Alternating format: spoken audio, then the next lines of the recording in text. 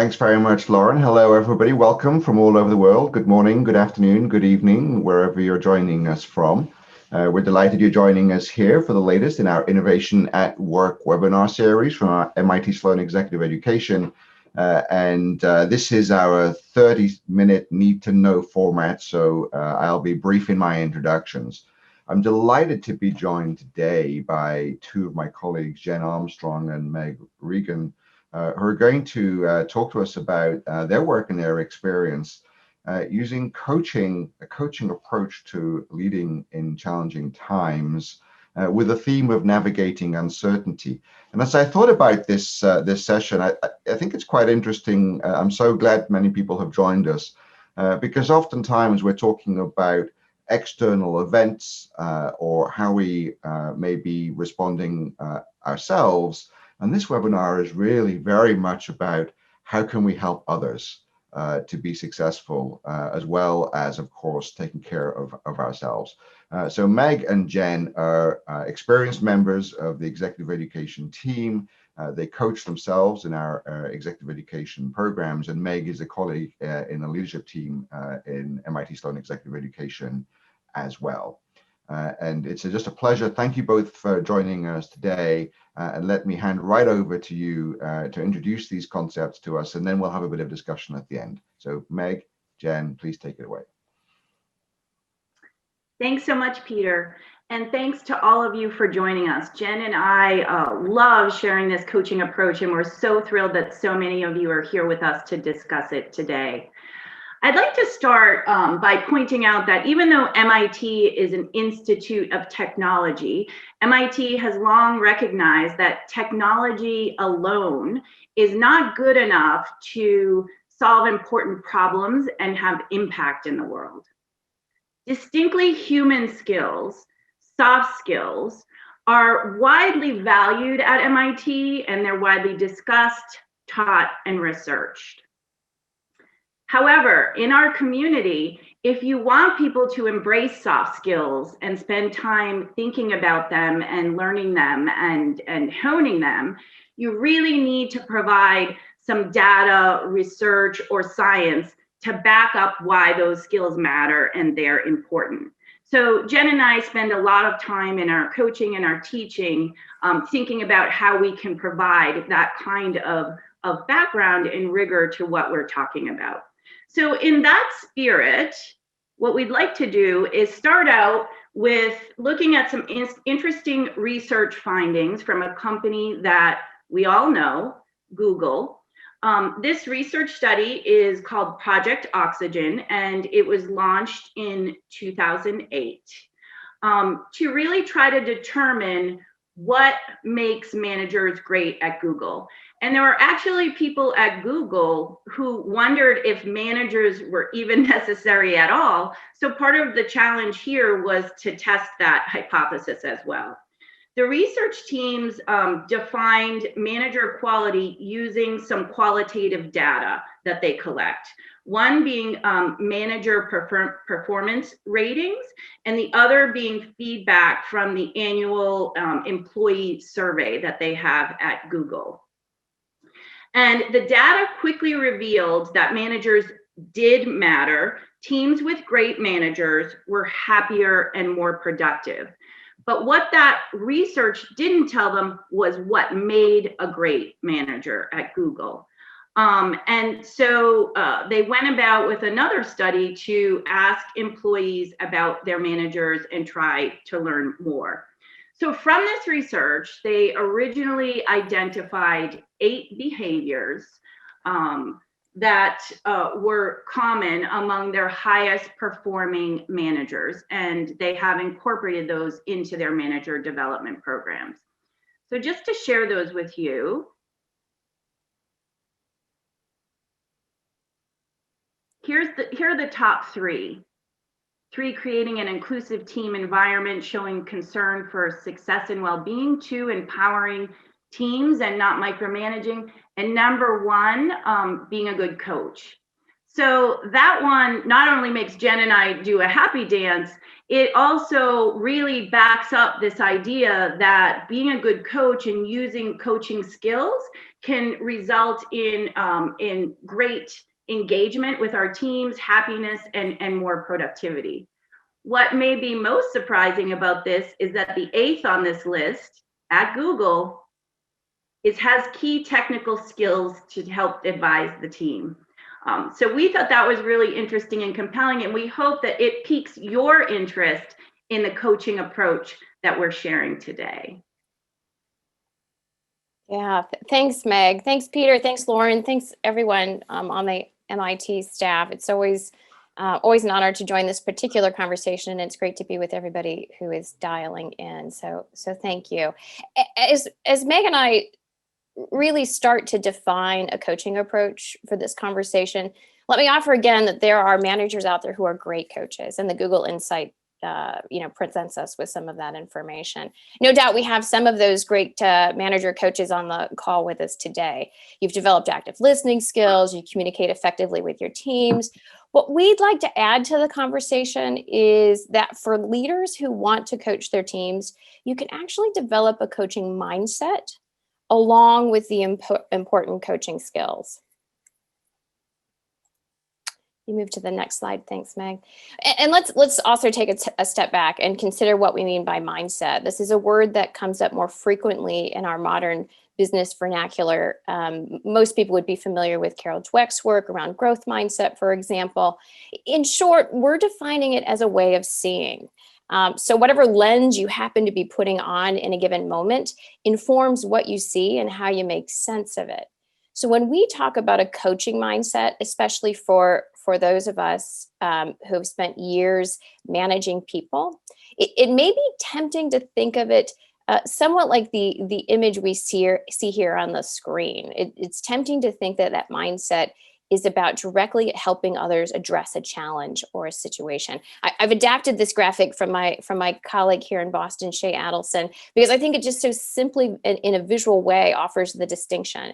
With a typical problem-solving management mindset, you're focused on the challenge itself. You're sort of going into it together with your direct report or your colleague or your team. And let me add too, many of you may have years of success at this point. So you in your career, you bring expertise, you bring experience, and this can be a really important lens. This is an important problem-solving mindset to have. It can also be a go-to lens when situations may require something else. And that's what Meg and I are suggesting. This mindset of sort of a problem-solving, challenge-oriented can often come with advice. I would try this, or it may sound like a mentoring relationship where you're sharing your own knowledge, and it sounds something like, well, have you thought of that? A coaching mindset is actually a shift in attention from the problem or the situation to the person. Again, whether that be the direct report, a colleague, a team, as they offer their perspective on what the challenge is, and they offer their perspective on the context of the situation. With a coaching mindset, essentially, you're no longer trying to directly manage an outcome, but rather applying coaching to help others navigate the situation, helping them get clear on what's happening around them and creating new possibilities. The key difference is that ultimately the other person, not the manager, explores and navigates the situation. This isn't to say every conversation should be a coaching conversation. Meg and I get this question a lot. When should I apply coaching? How do I apply coaching? What we're suggesting is that you can give yourself a choice to serve the situation, to serve yourself, and to serve your teams well. Let's consider for a minute, with the shift in focus, what changes for you? So if you're managing people, what changes for you when you adopt a coaching mindset? And Lauren, I think we have the chat function set up. I'd love to hear what a few people think shifts when your focus shifts from the situation or the challenge at hand to the people who are experiencing the challenge. And if those on the call aren't currently managing people, what could change for you if others come to you with a coaching mindset?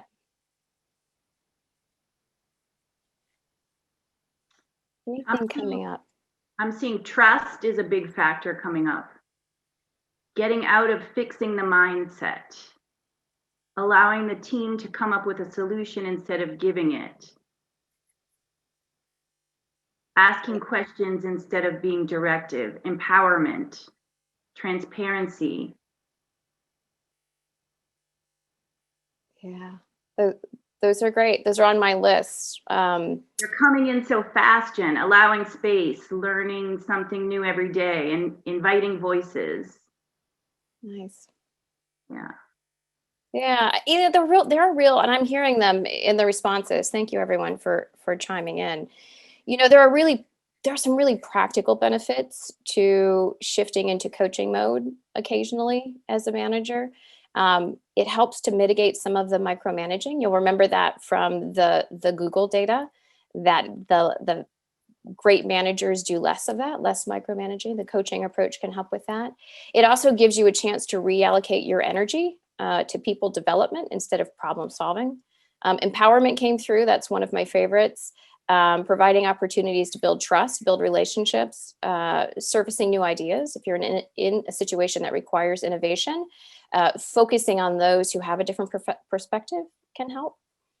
And I think in these challenging times, one of the most relevant aspects of a coaching approach is not only do you not have the answer, it's best if you don't have the answer.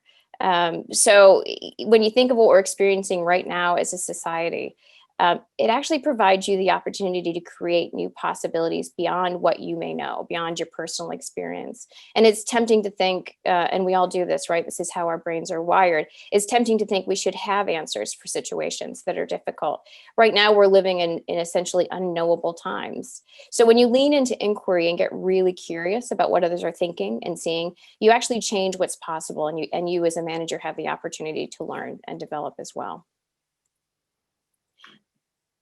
So Jen, I'm not seeing it in the chat, but I'm feeling that there may be people out there that are thinking, this all sounds fabulous, but it sounds like it takes a lot of time. And I have a to-do list a mile long with regards to work and personal life. What would you say to that? Yeah, the coaching approach does take longer. So let me just honor that. I think that's a real observation. I often say when I'm actually in a coaching conversation, if the building's on fire, I'm not going to coach you to the exit. It's important that we understand the context of when and how to use the coaching approach. This is also where leaders have the opportunity to develop their own self-awareness. It's pretty essential that we not see everything as a fire, and flexing the coaching muscle can help with that. Right. So you're saying a coaching approach is something that is a part of your toolbox that you can use at different times when you find that to be likely effective with certain types of conversations or meetings, but there may be other times that you're using different types of leadership approaches. Yeah, spot on. And it's, I think one of the more challenging aspects of bringing this into the forefront for those of you who are probably already coaching from time to time is that it takes practice. It also takes intention. Moving, it's that shift from direct, I think, based on some of the MIT research, it's that shift from that direct command control into another way of being. Right. And I think, when we're doing these workshops at MIT, both we've done them in person and online and doing these sessions, we spend a lot of time with folks practicing and trying to create some self-awareness around these skills and how to use them. And just building on that command and control, what we see is when we're with executives that have many years of experience, it's really hard to move away from that command and control, because that's what we've often been rewarded for and promoted for through our entire careers. So kind of letting go of that and having a conversation in a different way and not feeling like as a leader it's my job to have the answer can be hard. Yeah, that's right. And I think too, if we just sort of look ahead at the shift in mindset, there's also an important underlying skill set, right? The toolbox that you were mentioning, Meg. And so let's assume now we've had this conversation and we have access to a different choice. We have access to a different lens that we want to put on, and we're paying attention less to the situation and more to the people. So now what, right? So here's the skill set, and there's a number of things in this toolkit, as Meg has suggested. The two that we think might be especially important right now for those of you listening in is being curious, first of all, and also listening. So with being curious, the idea is to explore the problem, the challenge, or even the broader uncertainty with a new set of eyes. Being curious is about being intentional. I mentioned this before around not knowing the answer. And let's be dramatic here. Let's for dramatic effect. The goal here in being curious is to not know the answer. When you've been especially effective at solving problems, to your point, Meg, and facing difficult challenges, curiosity actually requires you to set your own opinion aside, suspending your own judgment temporarily and asking questions that help open up the conversation so that you can explore the situation differently. And of course, to do all of that work, being curious, asking questions requires new ears, not just new eyes. And that's the listening piece of this. The second skill we suggest you continue to exercise is that listening, even beyond active listening, which no doubt everybody has heard of and everybody practices to some extent. We're talking about listening to understand rather than to respond. So let's take a closer look at the list or the curiosity piece of this. So for the purpose of developing a coaching approach, we're going to refer to these kinds of questions as powerful questions. When you're being curious, you're stopping yourself from solving the problem. You're even if you have a great solution, let me offer that. So you can apply a coaching approach and then come back with a great solution. And you're asking yourself and others, you're asking powerful questions. So you probably ask dozens, if not hundreds of questions a day. And no doubt some of them fall into these powerful questions category. So what makes them so special? Firstly, they're open-ended. They cannot, in most cases, be answered with a yes or no response. A thought-provoking, open-ended question has the potential to change the dynamic. So from a simple yes-no question, you're likely to know the response. You have a 50-50 chance of being right. When you ask an open-ended, powerful question, there's limitless possibilities for where the conversation might go. And these powerful questions also provide you some data points. So you may already have some of the information, and you may not have some of the information. And by asking powerful questions, you're getting new insights to navigate a challenging situation. Powerful questions come from a genuinely curious place, removing our own opinion when possible, so that you can help lead to some clarification for the other people involved, provide insight on what is important to others. You're really getting a chance to help others and yourself see an issue from a different light, or in a different light, from a different perspective. You can avoid leading with your own ideas by asking a powerful question. And it can also generate forward movement based on the response of the others involved. You'll notice from the examples on this slide, there's a pretty good cue around when a powerful question is being asked. It often has a what, a how, a who, a where. Those openings are a good sign that you're about to open up a conversation with another person. The best part of a powerful question, from my perspective, is that it can, and it usually is, quite concise. In my coaching conversations, sometimes the most powerful question I can ask is, what do you think? And then I wait and listen. Thanks, Jen. So once we begin to ask these more powerful questions, the real work comes in the listening. So if you think about listening on a spectrum, on one end, you're listening for information, or what does this mean for me? And on the other end, you're listening for both information and understanding. You're setting your ideas aside, and you're trying to understand, what does this mean for the other person? The vast majority of our day is spent listening for information. We're picking up facts along the way, and we're usually taking the ones that are relevant specifically to us, and and not listening as actively as we think we are. Most people think they're listening actively all the time, but the truth is most people are listening selectively, taking in only what confirms their opinions or aims and disregarding the rest. And this, this listening is a super important skill in coaching. It's also a really underrated leadership skill in general.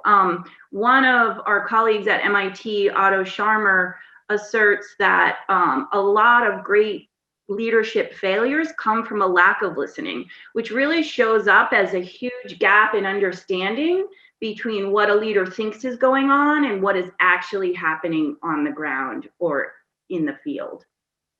So when you start to engage in these coaching conversation, the listening shifts to include others. They're bringing something unique to the conversation beyond information, and you're listening to understand, not just respond. That nuance is a truly human skill.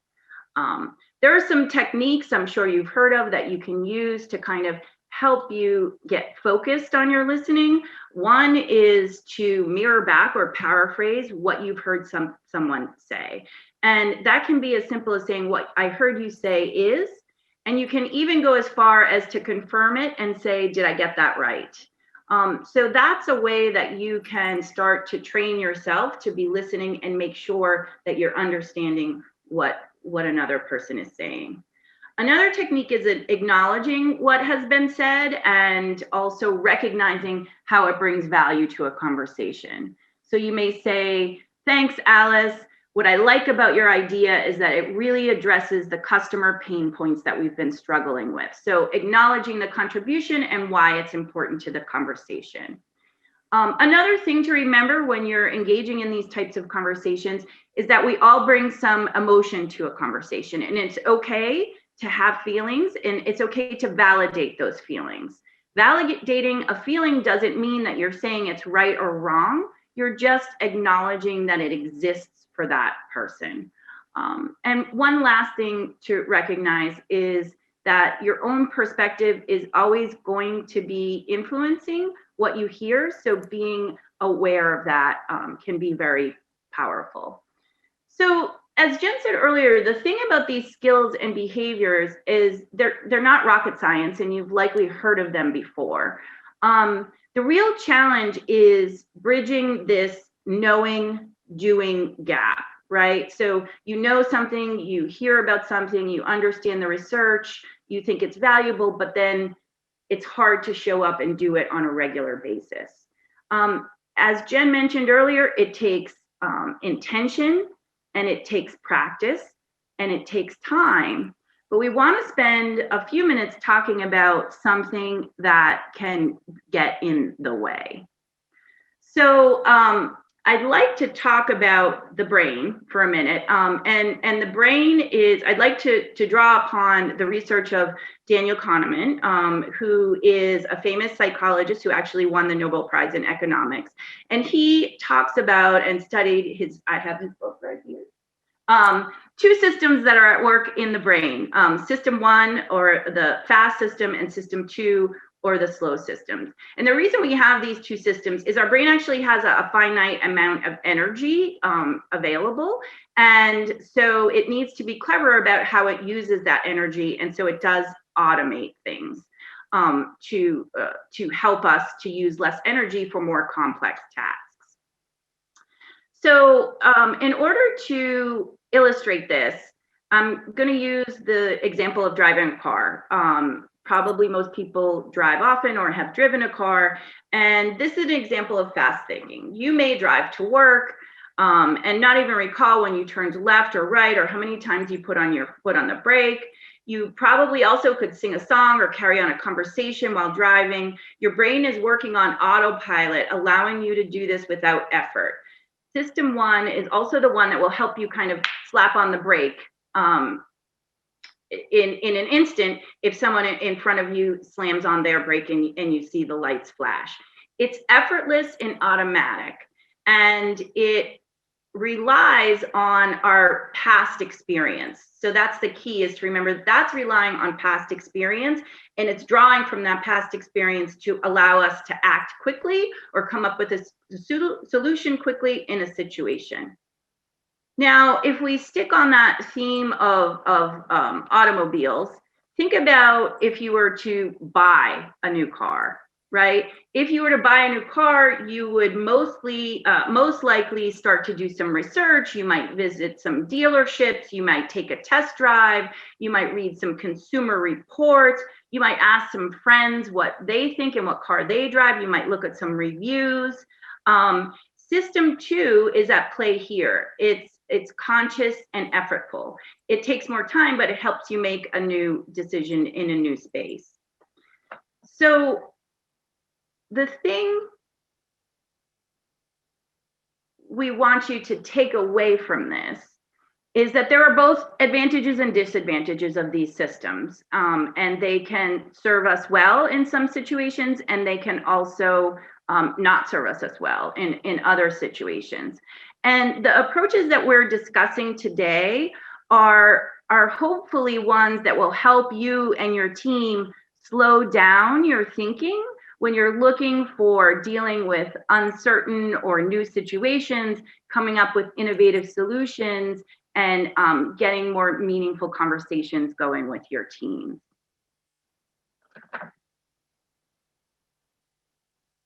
So one of the things we'd like to suggest is to consider, yeah, the next slide is fine, Meg. One of the things we'd like to suggest as a takeaway from this conversation is the combination of reflection and action. So how might you apply the coaching approach to navigate a past conversation when you think about a situation in which it was challenging, especially challenging? Where would the coaching approach be useful?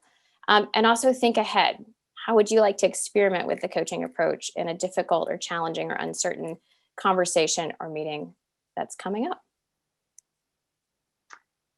I love that suggestion. And I'm wondering, Jen, what would you suggest folks could do to prepare for having a conversation in a different way like this? Yeah, great question, Meg. And let me offer a light touch here, because I think there might be some questions coming in from the group, or Peter was going to watch that for us. You know, at a light touch, it's about making space and time. You know, just spending a few minutes before a meeting to think about what you want to accomplish. And if getting information or insight from others is relevant, how would you ask a powerful question? That tends to be the easiest place to start. Great. Peter, over to you if you have questions. Thank you both. And this has been fascinating. Huge numbers of comments and questions coming in. And as we said at the beginning, we won't get to them all in the next couple of minutes, but we will follow up with an article which addresses a lot of the points that people are making and asking. But perhaps one theme that's been coming through as in the form of a question is, you know, what are the things that are getting in the way of this approach now in this pandemic, in these challenging times? And related to that, how does this all work remotely? Yeah, great questions. It's interesting, and there's some overlap there too, Peter. I think the number one thing that gets in the way, and this is my experience, anecdotal experience as a coach, is time. You know, so creating the time in which, you know, how much additional time do you add to a conversation when you're very busy and the calendar is very full. So creating the space to do this work is the number one thing. As Meg mentioned, our brains can go on autopilot, so habit, inertia can get in the way. And I also want to offer that trying something new when you haven't done it before, or being really intentional when you haven't done it before, can also feel a little vulnerable. So how will people see me? And I suppose the big question there is, what sort of support would you need from your team, from your colleagues, to get more comfortable with that vulnerability? And Meg, a word from you. Sure. I think it can be intimidating to have these kinds of conversations in a remote space. And it is definitely a little bit more difficult when you have large groups. So one thing to think about is how you can actually set up a discussion how you introduce the discussion and how you manage the discussion, what the process is for managing the discussion. So if you want to get a lot of voices in the room, but you have some people that are more comfortable speaking on video and may have more powerful voices, you want to think about how you invite people into a conversation. Perhaps you have a process for letting people raise their hand and facilitate in that type of manner. Maybe you encourage people to use a chat or engage in that way. Giving people some time to think about things and reflect before a meeting is often really helpful. Some people need a little more time to think about what they might share and their thoughts in a situation. So kind of giving a variety of ways that people can contribute and think about things can really help to make it more powerful in this remote environment. Great, thank you. And that seems like a perfect moment to at least draw a pause, and we'll be back with a follow-up article, as I just said. But for now, thank you, Meg and Jen, for not only a fascinating but an incredibly timely and useful conversation. I've learned a lot, as I always do when I do find the time to listen, and I'm so pleased that so many people around the world were able to hear these ideas and thoughts too. And also, I think we're looking at a slide now that says watch this space for a new coaching program that we're going to launch in the coming weeks and months that will enable individuals to really learn these ideas and receive coaching experiences themselves, which hopefully, having received, they will be able to pass on some of that experience and wisdom to their teams and in their approach to managing as well. Very important topic. We really appreciate you bringing your human-centric, championing the human-centric organization, leadership, and management ideas and values to us today. It just suffices for me to say thank you again to everyone. Goodbye, and see you all again at the next webinar, we hope. Thank you.